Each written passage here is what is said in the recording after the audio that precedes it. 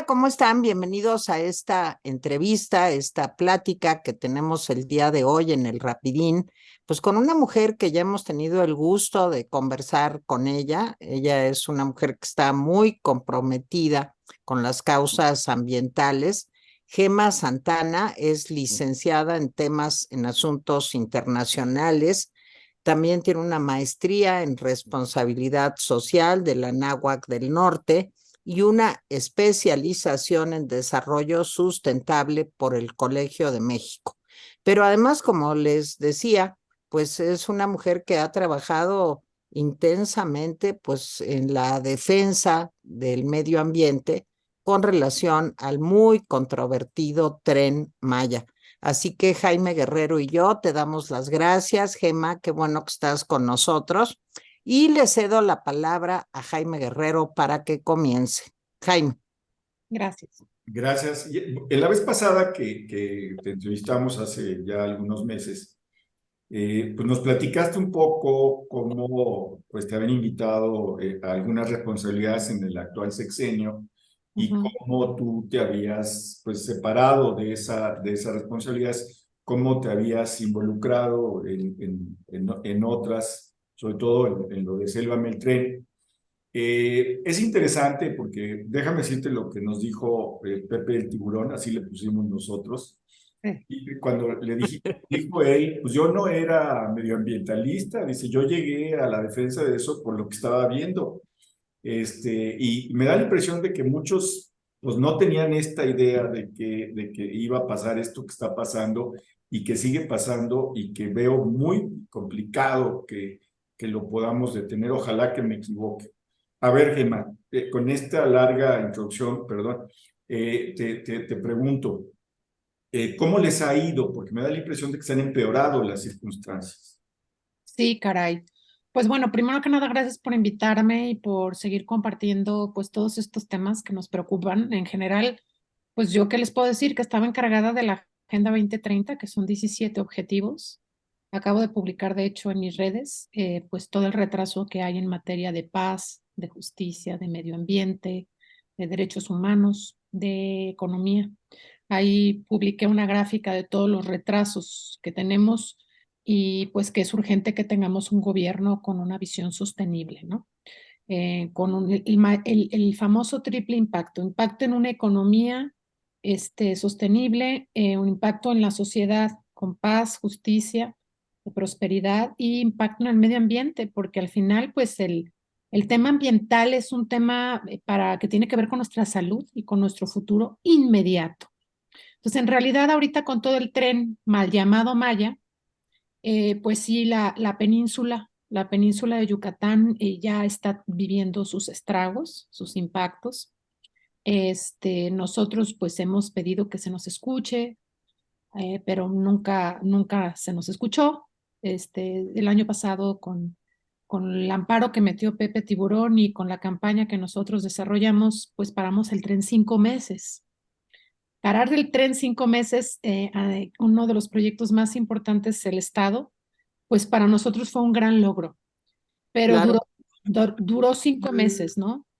5 meses porque después amedrentaron a los jueces y después empezaron a cubrir, entre comillas, pues entregar manifestaciones de impacto ambiental a modo, fuera de tiempo, y en realidad, pues a veces las mismas manifestaciones de impacto ambiental que se presentaron para cada tramo debieron haberse hecho una para todo el proyecto. Entonces, hay una constante violación a la ley de equilibrio ecológico, una constante violación a la ley de manejo forestal, que además ellos aprobaron en 2021, así que es muy en vez de paradójico, yo digo parajódico, porque en realidad es increíble el nivel de incongruencias y de violación a muchas leyes con tal de terminar un megaproyecto que es sumamente cocida y también es etnocida.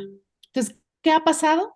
Pues que también vino el Tribunal Internacional por los Derechos de la Naturaleza a Quintana Roo y ahí 5 jueces fueron a visitar más de 20 comunidades y en esas 20 comunidades pues se dieron cuenta también que hay un etnocidio. Están acabando con las etnias mayas, están despojándolas de su territorio. Ya es un tema, de verdad, ese sí es un tema de seguridad nacional. Y Claro. no nada más dejar sin agua la península, sino están acabando con la cultura maya, están acabando con los mayas. Eso es lo más delicado, porque ellos mismos lo han dicho, nos están forzando a dejar nuestro territorio, se están apropiando de nuestras tierras y están acabando con nuestros cenotes, con nuestros ríos, que son las venas que también como nuestro cuerpo hacen que podamos vivir. Entonces, en realidad, en resumen, hay más de 50 amparos que no nada más hemos metido nosotros, sino también el Centro Mexicano de Derecho Ambiental, la Asociación de Más, en fin, en total son como 50 amparos, de los cuales una buena cantidad son suspensiones definitivas y otras provisionales, pero a ninguno le han hecho caso. En este año el proyecto sigue, se han desplomado pilotes en Campeche y en el tramo 5 y también están sepultando los vestigios arqueológicos. Entonces, ¿qué les puedo decir? Es por todas partes un proyecto que no existe hasta la fecha, un proyecto ejecutivo que podamos consultar. No hay un análisis realmente de mercado, si realmente pues va a ser sostenible económicamente el proyecto, ni tampoco un análisis de movilidad, no hay un análisis tampoco de impacto ambiental real ni geológico, ni tampoco han cumplido con la consulta a las comunidades indígenas. Entonces, ¿qué les puedo decir? Por todos lados hay muchas aristas. Sí han dado fuentes de empleo, pero también ha habido manifestaciones de los trabajadores del tren mal llamado Maya, de que no les pagan a tiempo o que están trabajando por jornadas muy largas o que se está perjudicando también por la mosca chiclera, que los está pues empezando a impactar en su salud. Pero bueno, digo, les puedo decir más, solo en resumen, estamos preocupados y esperamos que la siguiente administración pueda parar las obras y hacer las cosas bien. Ay, Gema, pues mira, con horror también hemos seguido el tema porque nos ocupa y nos preocupa lo que está pasando en nuestro país. Y también con horror nos enteramos a la hora que se abrió el paquete económico, pues del costo multimillonario. Fíjate, esto es lo que dicen, que cuesta esto alrededor de 480,000 millones de pesos. Es una cantidad realmente que me parece a mí, me gustaría conocer tu opinión, que va a ser muy difícil que haya una recuperación de lo que se ha invertido, sobre todo si, como nos estás diciendo, pues no hay un estudio de nada, no hay un proyecto prospectivo que te permita ver qué impacto económico tiene esto, cómo será la recuperación, cuáles son los plazos para esta inversión. Entonces, si quieres, empecemos por lo menos importante, porque finalmente esto es solo dinero. De lo otro que nos hablas, pues son vidas humanas y es un ecocidio, como tú bien lo mencionas. Pero si quieres, ayúdanos a entender qué está pasando con esta inversión que apenas medio vislumbramos, pero que yo creo que es más alta de lo que nos Sí. dice. Pues mira, de entrada es el proyecto más caro que existe en esta administración. Imagínense, sin ninguna planeación, sin cumplimiento de la ley, es el más caro, se ha quintuplicado el costo, quintuplicado. Han cambiado a responsables de las obras, pues prácticamente en 2 años. Grupo México se salió del tramo 5 y hay muchas otras empresas que se han salido y le han entregado la administración y responsabilidad de este proyecto a la Sedena. Entonces, en los temas de inversión, pues no es un proyecto transparente, no sabemos a dónde se van los recursos, que son de nuestros impuestos. Seguramente es mucho más caro de lo que ya sabemos, porque hay muchas obras que se dan de esos tramos que se están dando por adjudicación directa, si no es que casi todo el proyecto. Entonces, en realidad no hay transparencia en ese proyecto y eso es lo preocupante. No existe el proyecto ejecutivo, no sabemos en dónde se están gastando los casi 500,000 millones de pesos. Entonces creo que eso es muy delicado. Si no hay transparencia, no hay manera de saber realmente cuánto cuesta. Nada más se asigna el presupuesto y entonces sabemos que eso va para el proyecto. y hasta ahí se queda, ¿no? No sabemos a quién se lo van a dar, a qué constructora se lo están entregando, a qué supervisores los están contratando.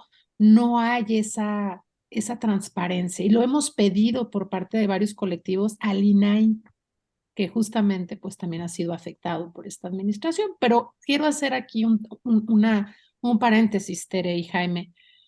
El INAI, gracias a ellos, nosotros pudimos poner como evidencia que no existían las manifestaciones de impacto ambiental y pedimos a Fonatur que las sacaran, y esa fue una evidencia ante el juez. Por eso se pararon las obras.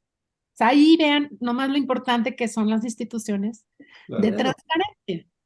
Entonces, en realidad, el tema de las inversiones de este proyecto, no sabemos a dónde se van, nada más sabemos que se va a gastar 5 veces más de lo planeado. Y eso nos da una referencia que no hay realmente una administración eficiente y que es pues prácticamente todo muy burdo, sin información. No nos dicen realmente si esa inversión se va a retornar en cuánto tiempo, porque además, pues del tramo 1 al tramo 4 hay derecho de vía, el impacto es más social, pero definitivamente el tramo 5, 6 y 7 pues no van a terminar porque la misma naturaleza se los está impidiendo. Ahora, fíjate que parece una cosa que les pasa con todo. Minimizan tiempos y minimizan costos. Sí, Si tú haces una reparación en tu casa, pues te van a decir, nos vamos a tardar 3 meses y te va a costar en tanto. sí. Quisiera ver alguna gente que te respeta eso, porque los precios pueden cambiar, cualquier cosa puede ser. El presidente insistió en que el Tren Maya iba a ser así, iba a ser perfecto. Mira, tal vez la buena noticia, dentro de todas las malas noticias, es que va con mucho retraso el Tren Maya.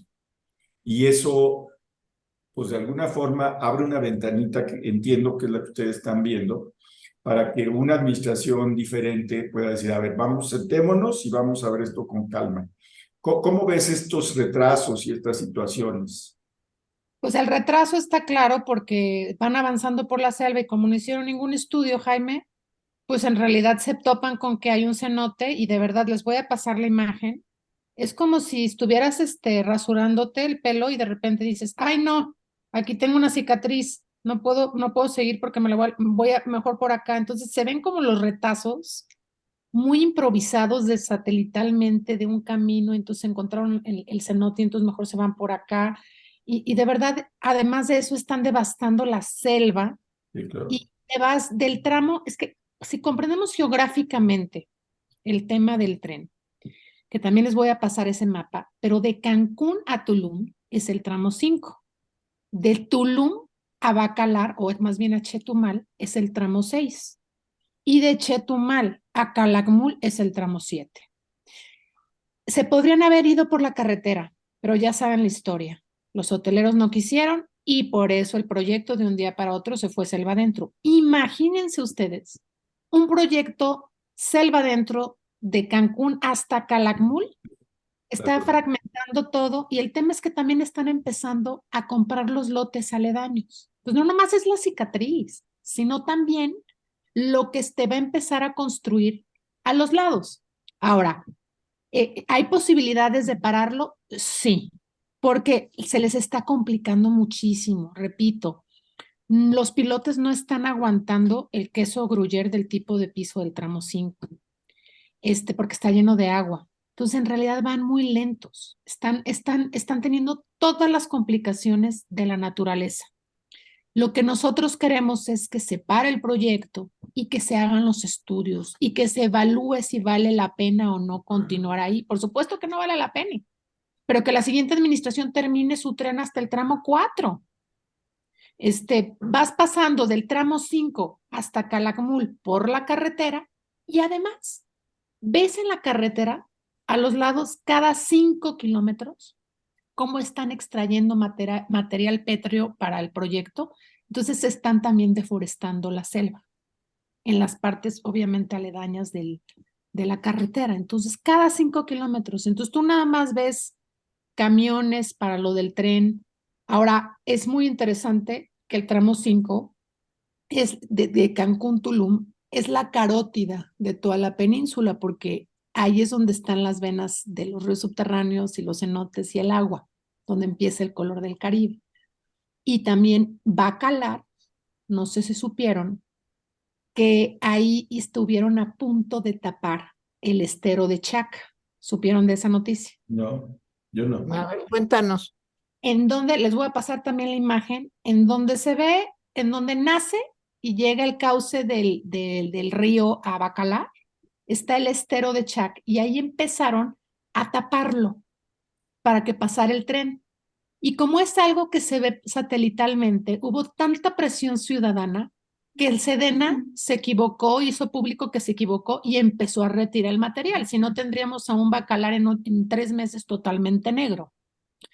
Entonces, gracias a que se veía y que hicimos un escándalo en las redes y con los medios, entonces Sedena retiró el material. ¿Por qué no ha retirado el proyecto del tramo 5? Porque no se ve satelitalmente, es abajo. Es cuando decimos, híjole, ojalá se viera para generar más presión, pero está abajo, en los ríos subterráneos y cenotes. Entonces lo logramos en el estero de Chac para que nos siguieran y lo logramos en menos de 3 días. Y de Chetumal a Calakmul, curiosamente ahí sí, no hay agua, pero de verdad no hay agua. Ahí sí la gente carece de agua porque está en el centro de la península y el tipo de piso es mucho más ancho que en el tramo 5. Entonces, cada tramo tiene su dificultad y en el tramo 7 de Calakmul se está haciendo el hotel militar en la reserva de la biosfera, en un lugar que no se puede tocar, una de las selvas más maravillosas, donde ves tapires, pavos reales, monos araña. Y desafortunadamente, pues yo que visité todos esos lugares, es una zona en la que no puedes ir a más de 30 kilómetros por hora por el paso de la fauna. Ah, no, tú veías a todos los camiones de la construcción del Tren Maya a 80, 90 kilómetros por hora. Y en un lugar en donde no hay agua, 140 habitaciones construidas por los militares. Y en el mismo Calakmul, en la comunidad de Xpujil, tienen una, digamos, ahí va a ser un lugar donde llega el tren, una estación, está construida bajo una aguada, como 2 bocas, en donde cuando llegamos ya estaba inundado. Y además van a construir un casino que está justamente enfrente de las universidades y prepas de Xpujil. Entonces, prácticamente estamos viendo que se está construyendo un proyecto para los militares. Lo está dirigiendo la Sedena y es un proyecto para militares. Es un proyecto que atiende a las necesidades de la Sedena, no de la movilidad local, no del turismo, no realmente de un desarrollo económico. Entonces, sí es un tema muy delicado porque no existe sustento para el proyecto y simplemente es una obra, un elefante blanco que se va a inaugurar o que ya la medio inauguraron, pero que no se va a lograr en el tramo 5, 6 y 7. Ahora, Gema, desde luego que lo que tú mencionas y que de esto hablamos también con Pepe Tiburón y con otros invitados que hemos tenido, es que detrás de todo esto hay un interés fundamentalmente político y en la medida que estamos cada vez más cerca del 2024, pues vemos cómo pues el presidente lo que tiene es urgencia de dar y dar y dar más dinero, proyectos o como se diga, a los militares. Eh, yo me pregunto y te pregunto, ¿cómo está viviendo esto también en lo político las comunidades? Porque también hemos hablado de que se está haciendo pues una prácticamente expropiación de terrenos, pues que ellos necesitan pues para seguir haciendo su disque obra.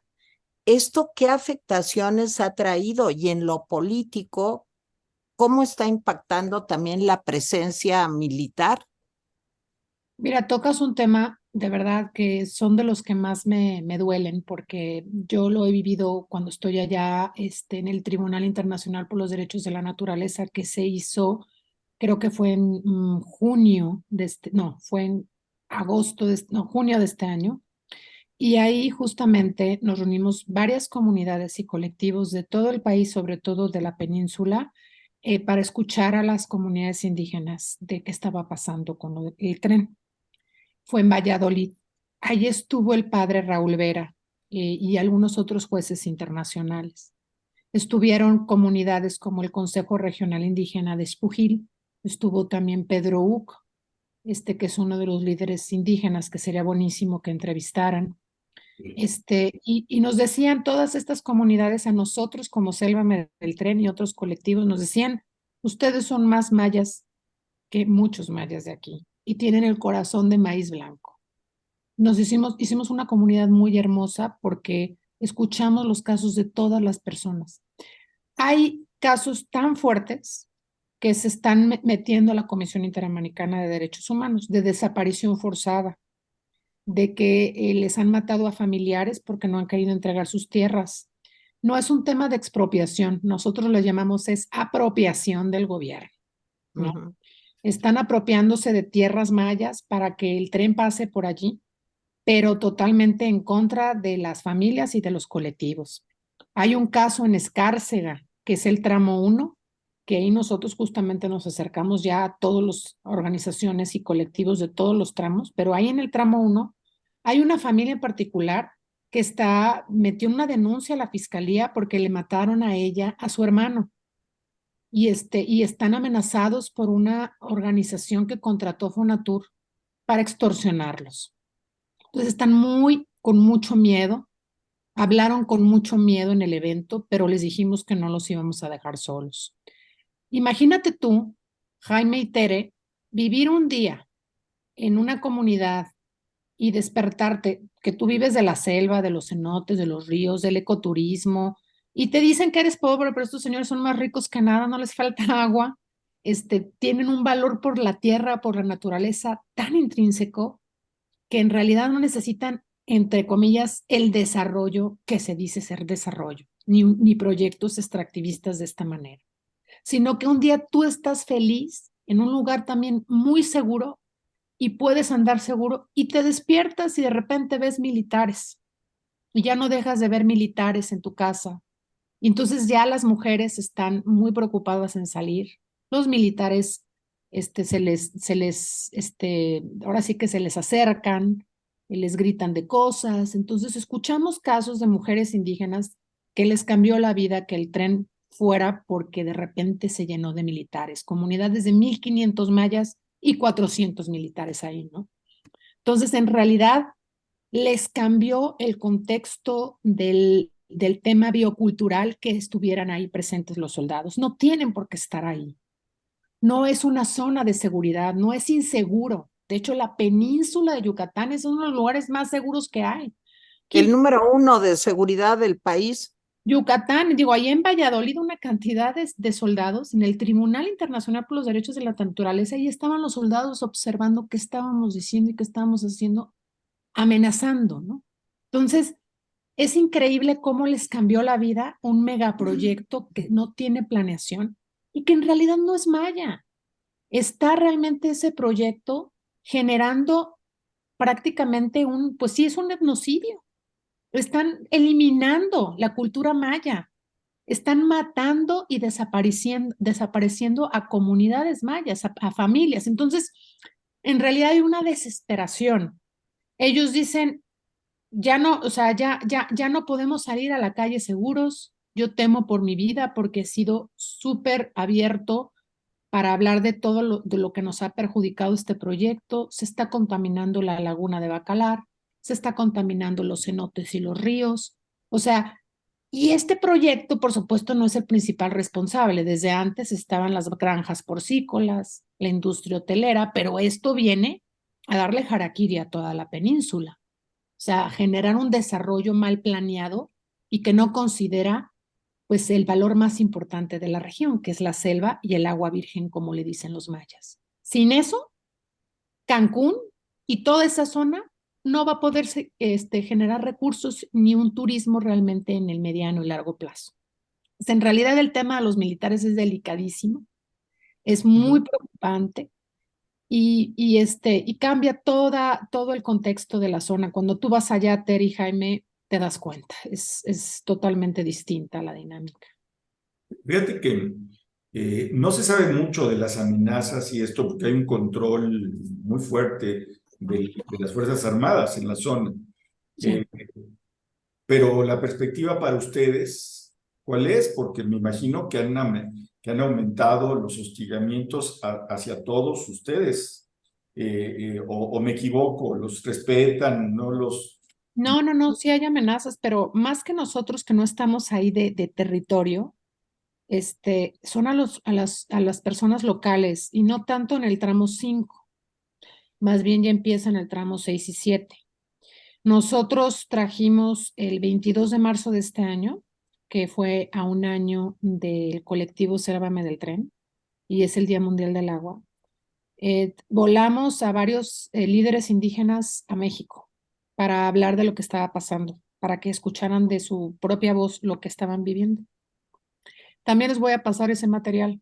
Es Aldair, líder indígena de Bacalar, pues habla justamente de todos estos temas de los militares, de cómo realmente están alterando toda la relación, todo el tejido social de Bacalar.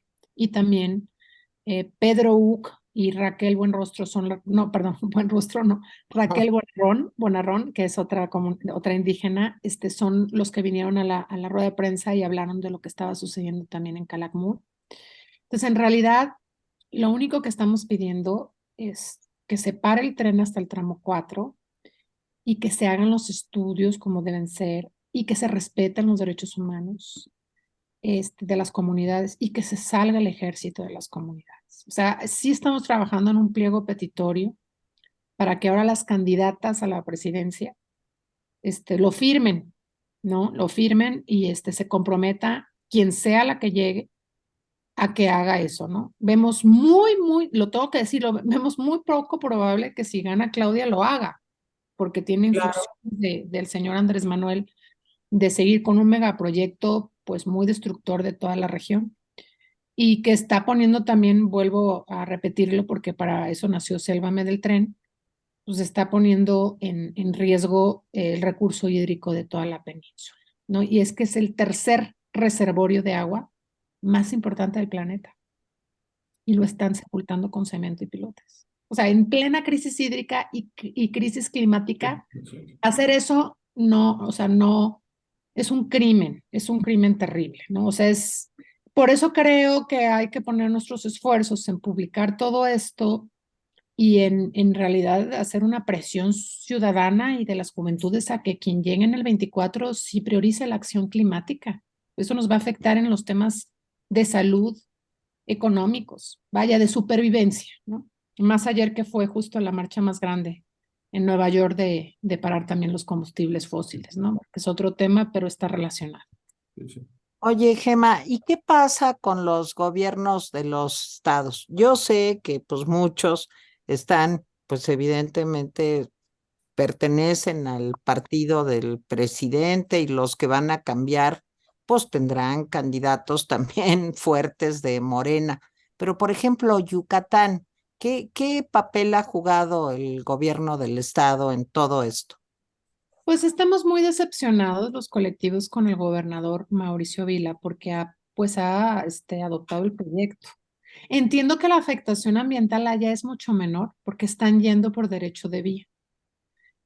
Pero definitivamente, pues verlo nada más desde su perspectiva y para su estado, pues también pone en riesgo a Campeche y a Quintana Roo, que son los dos estados con mayor riesgo de este proyecto, pero pues también son los dos estados que tienen gobernadoras morenistas, ¿no? Que no escuchan y que están de manera ciega apoyando un proyecto Claro. que impulsa pues un presidente sumamente dictador. A ver, yo tengo dos preguntas. La primera es, a ver, pensemos que logramos entre pues, muchos que estamos y ustedes que están ahora sí que son parte de unas comunidades que están al frente luchando por su derecho a existir propiamente. Yo te pregunto, si se logra parar, ¿hay posibilidades de recuperar la selva, de paliar o neutralizar el daño? ¿Cuánto tiempo nos llevaría? Porque esos daños son impresionantes.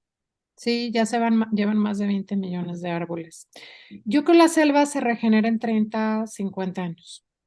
El problema más grave es el tema del agua. Sí.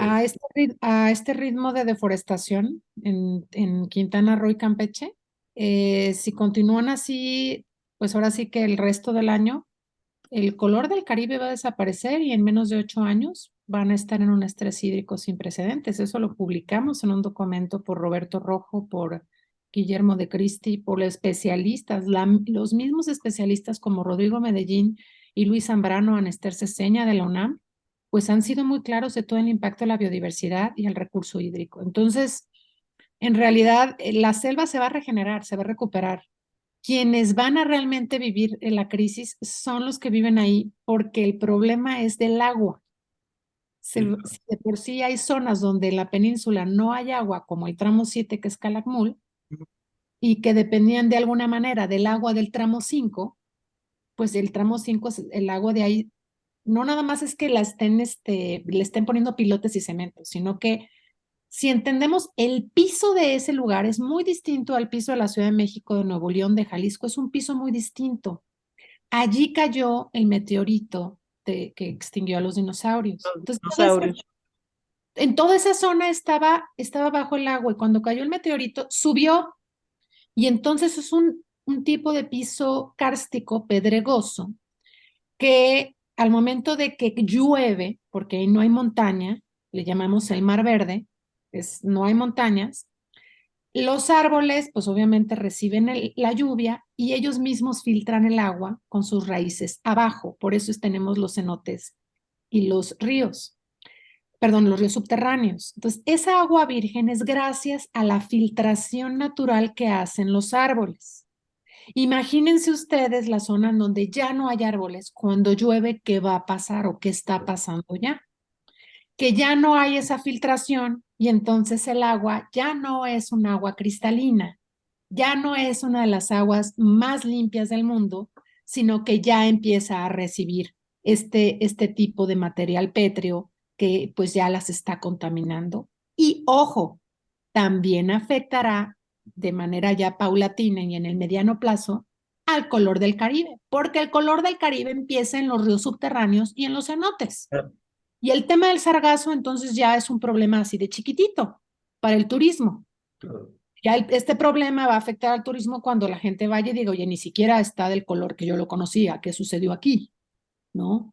Porque hay, gracias a este sistema natural que nos regaló un meteorito y que hizo este ecosistema de millones de años, pues se está perdiendo por un megaproyecto sin planeación y que está violando todas las leyes ambientales.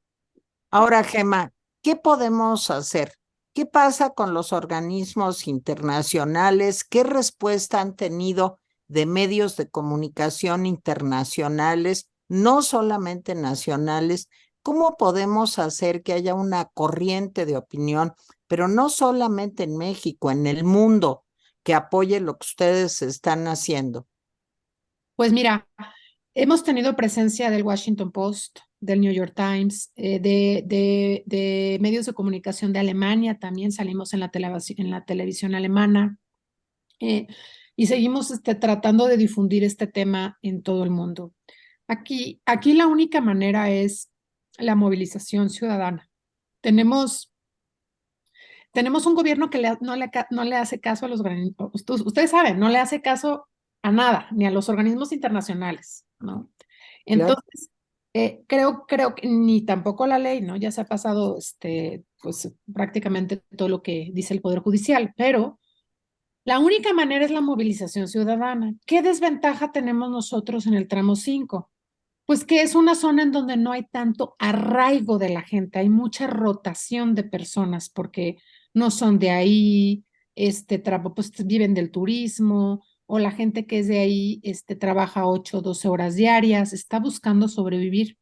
Y en realidad las juventudes no están tan involucradas porque, repito, no son de ahí inclusive ni conocen los ríos subterráneos y los cenotes de toda esa zona de Quintana Roo, del tramo 5. Pero tramo 6 y tramo 7 se han movilizado las comunidades indígenas con un movimiento que se llama el Sur Resiste.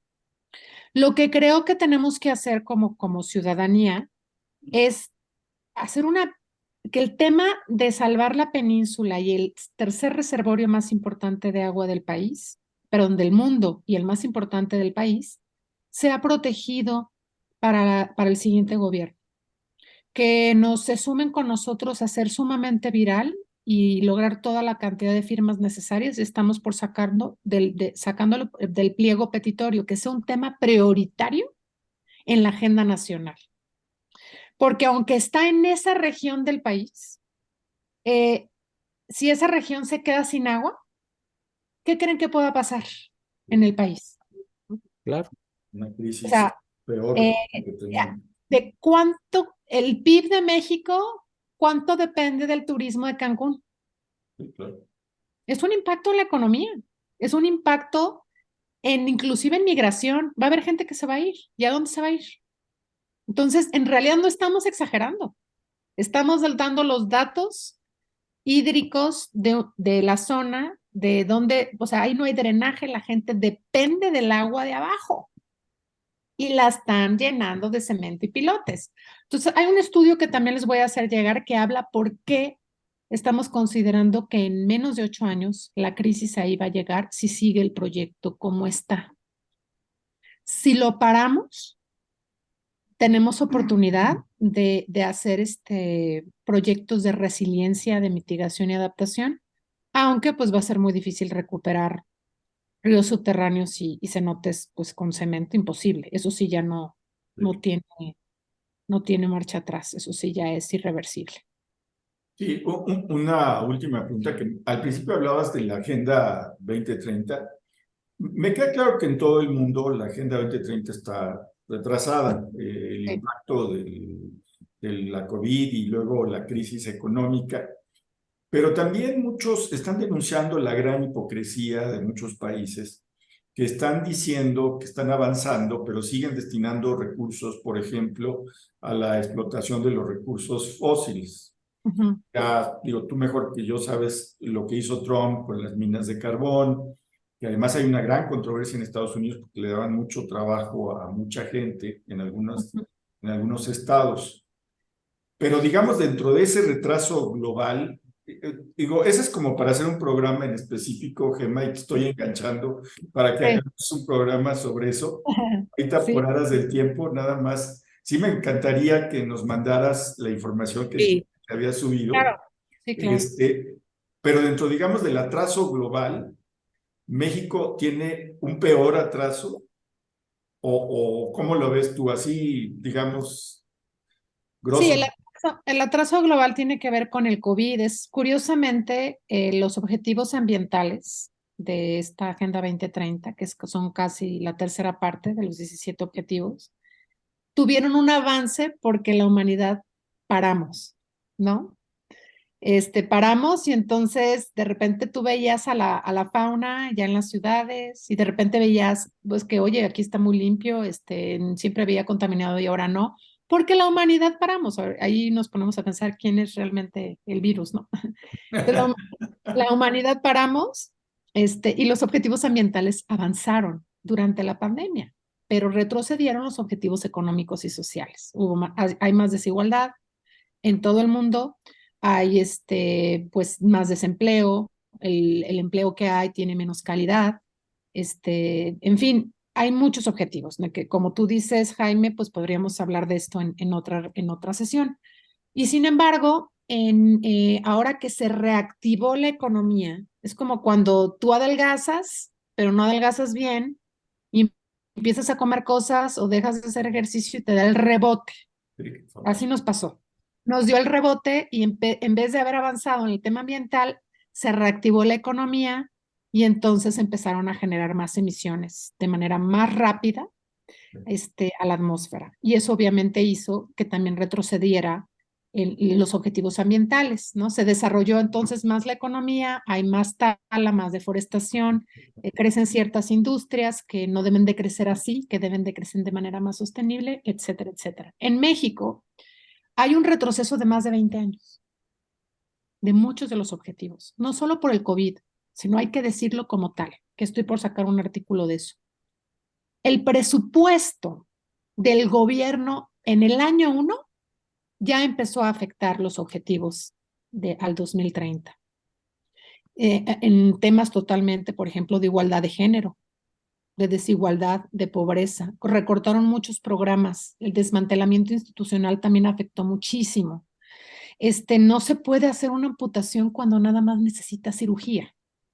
O sea, tienes que realmente haber revisado cada programa, qué es lo que se tendría que mejorar y con esa evaluación tomar decisiones. No, este gobierno, como sabemos, cortó y afectó mucho. Entonces, en México en realidad hay un retroceso de muchos objetivos de más de 20 años y es muy preocupante porque quien le toque para el 2024, pues va a tener que evitar que sigamos cayendo y que se puedan invertir los recursos y el presupuesto en los temas importantes para evitar una crisis o las múltiples crisis se aumenten como las que estamos viviendo. Entonces, nomás como para darles el tema del presupuesto nos dice las prioridades de un gobierno y lo demás es demagogia.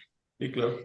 Si sabemos que el presupuesto del Tren Maya son 5 veces más de lo estipulado, o sea, se quintuplicó.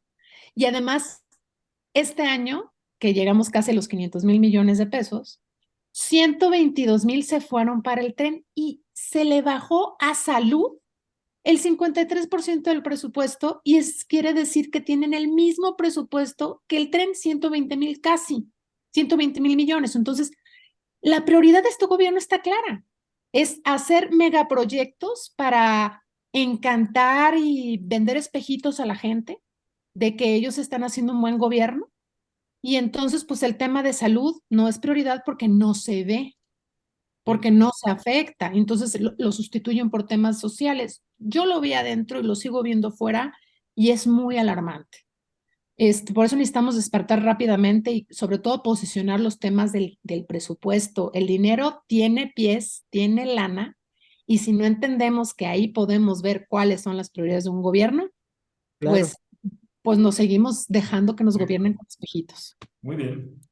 Gemma, pues de verdad te agradecemos muchísimo, que no sea la última vez. Jaime, ya ves, ya te está diciendo que ojalá y pronto hagamos Sí, otro es que es un programa. súper tema ese. Por Sí, supuesto. sí, no, hay que hablar de todo lo que están haciendo mal porque es la verdad muy alarmante. Sí, Y muy hay cositas que están haciendo bien, pero a ver, del 100%, el 80% es una destrucción terrible, o un poquito más. Gemma Santana, pues de verdad te agradecemos mucho. Estamos en la misma lucha y Jaime Guerrero y yo te damos las gracias. Gracias, de verdad. Gracias a ustedes. Muchas gracias por la oportunidad. Y a ustedes, gracias por habernos acompañado. Gemma, ¿dónde te pueden escribir, preguntar? ¿Nos das tus redes? Sí, en Twitter, bueno, ahora no es Twitter, ¿no? Es X. X. El AX es @GEM. Ay, Dios mío, ya ni me acuerdo porque no encontré